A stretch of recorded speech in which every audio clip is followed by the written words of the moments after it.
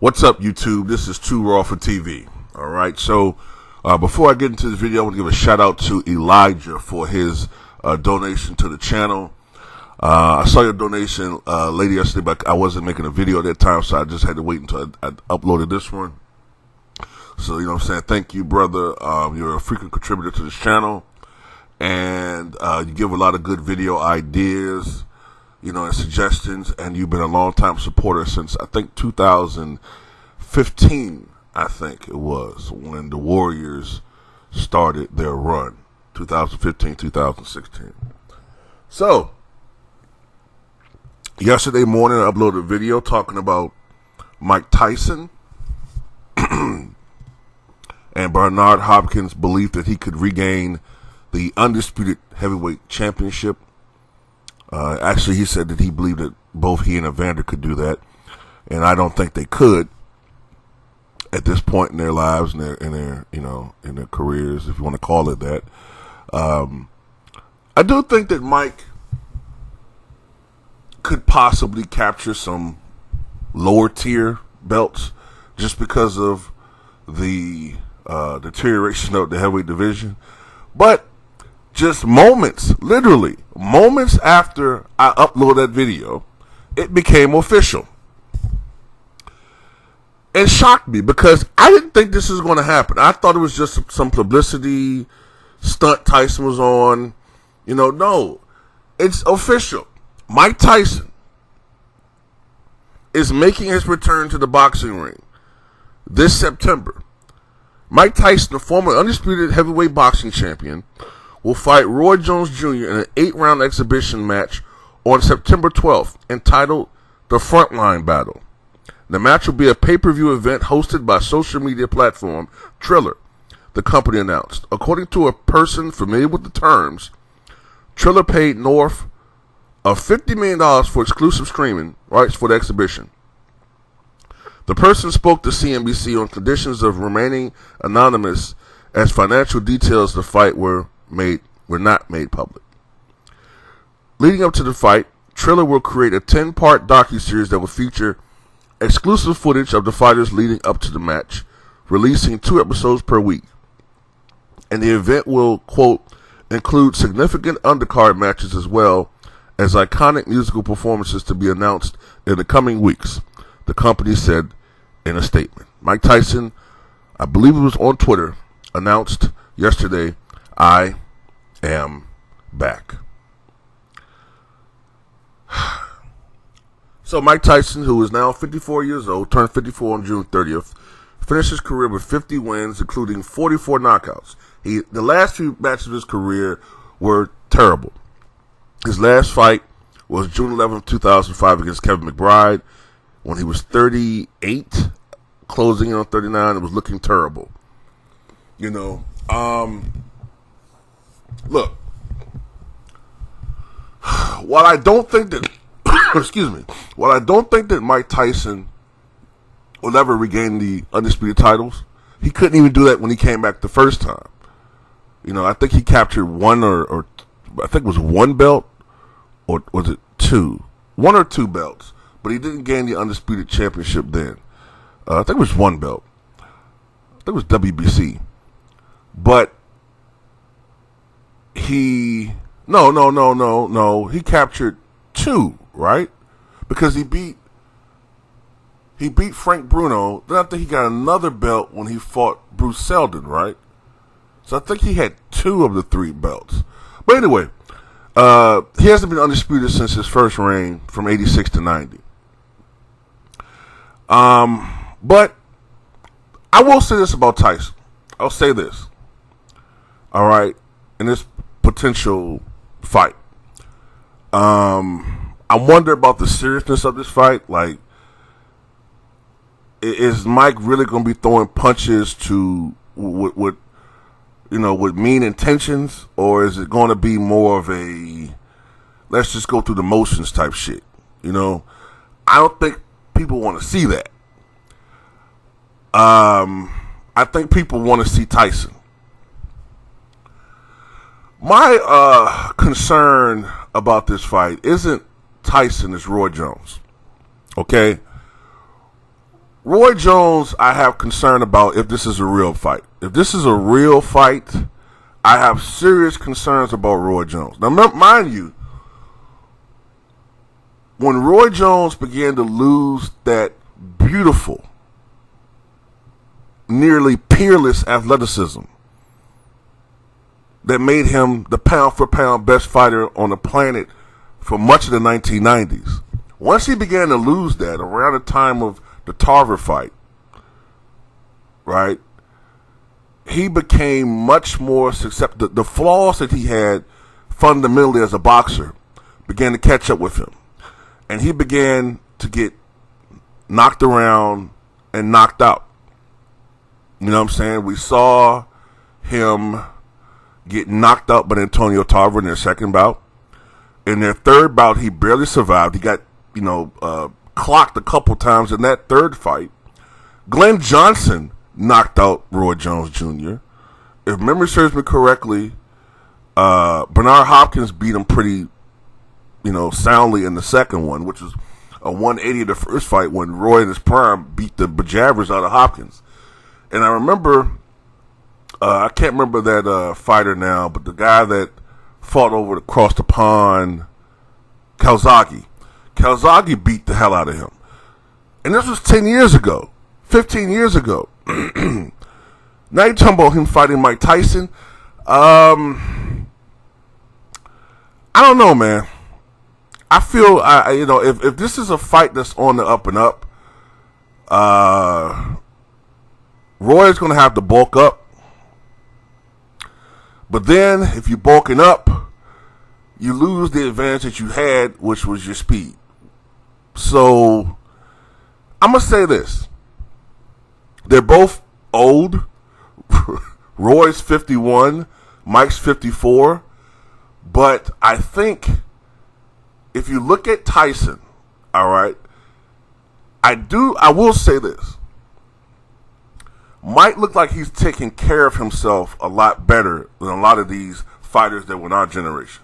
You know what I'm saying? That were, when we were growing up in the 80s and 90s.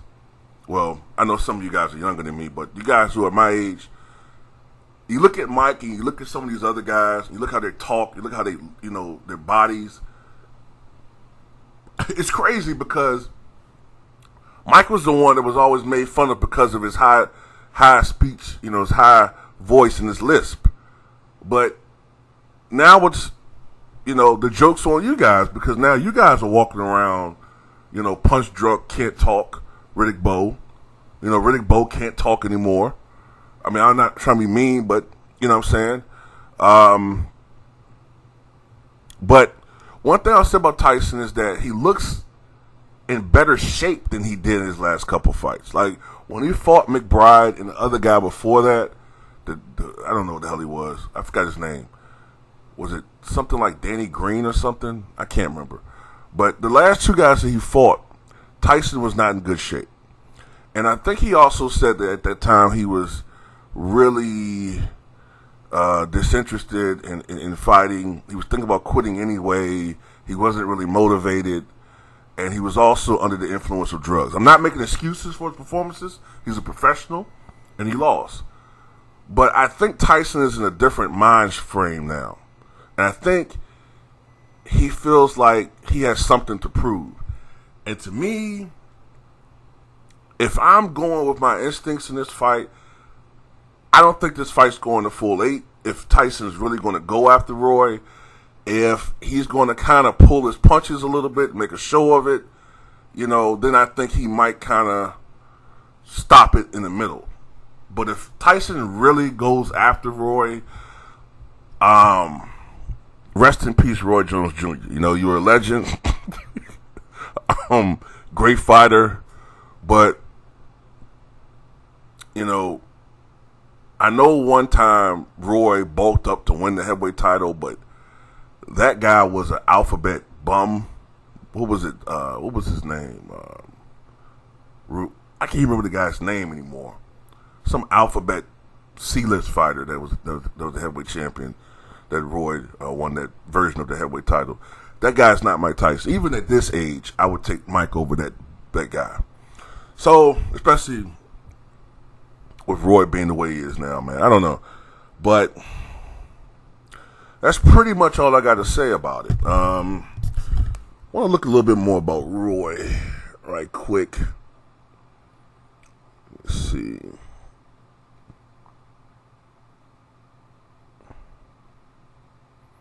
Okay, so Roy Jones retired only officially 2 years ago. His record was 66 and I don't know, what was his final record, like 66-7 or something? 47 knockouts. Roy has held titles in the middleweight, super middleweight, light heavyweight, and heavyweight weight classes. So Roy is a phenomenal fighter. Roy, however, he retired in 2018. So the last 13 to 14 years of his professional career was mediocre. You know, it's a weird career. Like the first, because Roy went pro in, what was it, 92 maybe? 93? Let's say 92. So, damn, it's a long time. So for the first half of his career, Roy's career was borderline like top 10 all-time fighter type shit. You know, Roy was at that trajectory. But then the last half of his career, it was mediocre. You know, and at times, subpar. So, where do you rank Roy Jones all time? You know what I'm saying? Like me personally, it's hard. You have to really think about it. You know, it's a little bit, because there have been so many fighters, and because so many fighters have fought in different weight classes, to rank fighters, you know, pound for pound, it's kind of difficult. You know what I'm saying? As far as, you know, super middleweights, that specific weight class, Roy might be number one all time. Now, somebody that's a better boxing person than me might say, no, Mike, you're forgetting about this guy, that guy. Roy, I would say, is number one all time super middleweight. You know what I'm saying? Light heavyweight, he's not number one all time, but he's one of the best. He's one of the greatest middleweights. Light heavyweight, you can't really count that. Mike, to me, is a top 10 all-time heavyweight. You know what I'm saying? Even with the fact that he was disappointing in the second half of his career, he's still a top 10 heavyweight to me. Mike has pissed me off lately with some of his comments. You know what I'm saying? He has pissed me off with some of the stupid shit he said recently. But I'm not going to sit there and act like I don't still like the guy as far as being a fighter is concerned. I'll tell you one thing, man. And I'm going to say this in closing. The way that I remember going to the barbershop as a kid when I was 13, 14, 15 years old, right? And the way that the older heads were just so prideful of George Foreman when he beat Michael Moore. When Foreman beat Michael Moore, all those older cats, man, it's like they just was beaming a little bit brighter. Their smiles were even that much, you know, brighter, and the gleam in their eye was sparkling and shit. And, you know, they just were so prideful of that shit. And now I understand that being older. You know, if Tyson comes out there and looks good, you know, if he comes out there and looks like an old version of the Customata Tyson, which is, I'm just, you know, I don't expect that, but if he was to come out there and actually bend his knees and show the peekaboo head movement that he had with Customata, and it's like he ended his career at least looking like the fighter that we remember in the 80s. I'm telling you, despite all the shit that he said recently has pissed me off with you know, Deontay Wilder, it would bring a tear to my eye to see, like, because then you'll think to yourself, fuck, what if he was just not around these stupid motherfuckers the last half of his career? Where could he have been on the all-time list? But it is what it is, man. Tell me what you guys think.